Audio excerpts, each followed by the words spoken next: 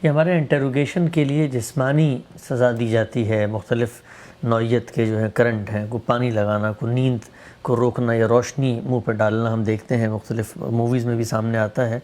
تو دینی لحاظ سے کسی شخص کے اوپر اس طریقے سے جسمانی طور پر اس کو اذیت پہنچانا، اس سے کوئی راز اگلوانا، اس کی کوئی اخلاقی گنجائش ہے؟ کوئی گنجائش نہیں ہے۔ تو انسانیت کا ضمیر کبھی بھی اس کو قبول کرنے کے لیے تیار نہیں ہوتا۔ یعنی ہمارے ہاں جو ایجنسیاں ہیں یا جو تفتیش کے ادارے ہیں یا قانون نافذ کرنے والے ادارے ہیں، ان کو مجرم کے خلاف، بلکہ ملزم کہیے، اس کے خلاف ثبوت فراہم کرنے چاہیے۔ یعنی یہ کوئی طریقہ نہیں ہے کہ آپ ٹارچر کر کے اس سے کوئی چیز بنوا لیں۔ یہ تو ایک شریف النفس آدمی جو اس سے پہلے اس طرح کے کسی ٹارچر کو سہنے کا عادی نہیں ہے، آپ اس سے کوئی بھی چیز منوا سکتے ہیں۔ اور ہمارے یہاں بالعموم یہی ہوتا ہے۔ اور یہ چیز تو کسی حال میں بھی گوارا نہیں کی جا سکتی۔ تشدد کیسے گوارا کریں گے آپ نے کیسے اس کے منہ پر تھپڑ مار دیا، کیسے اس کو اذیت دی، کیسے اس کو کرنٹ لگایا، یہ سب چیزیں جو ہیں تو قصاص کا مطالبہ کرتی ہیں۔ جب تک وہ مجرم ثابت نہیں ہو گیا اس وقت تک اس کو کوئی سزا نہیں دی جا سکتی۔ سزا دینی شروع کر دیا آپ نے، تو اس لیے اس کی کوئی گنجائش نہیں۔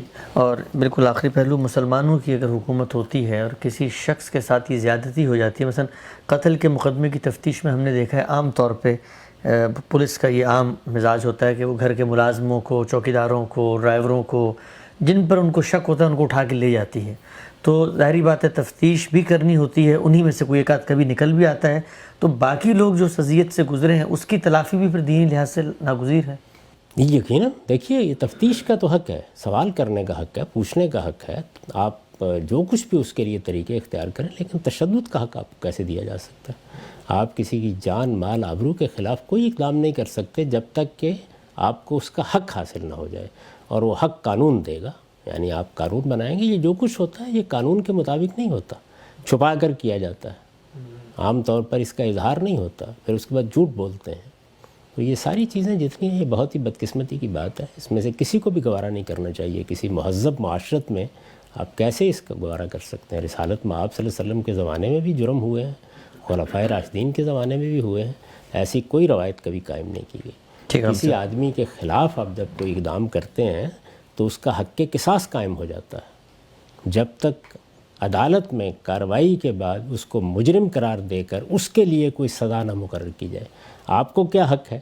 یعنی آپ اندازہ کیجئے کہ بدکاری کے جرم میں جب وہ ثابت ہو گیا کہ بدکار ہے، تب اس کو کوڑے مارنے تھے نا، تو آپ نے تو پہلے ہی مار دیے، بلکہ کوڑوں سے بھی بڑھ کر اس کو کسی اذیت سے دوچار کر دیا۔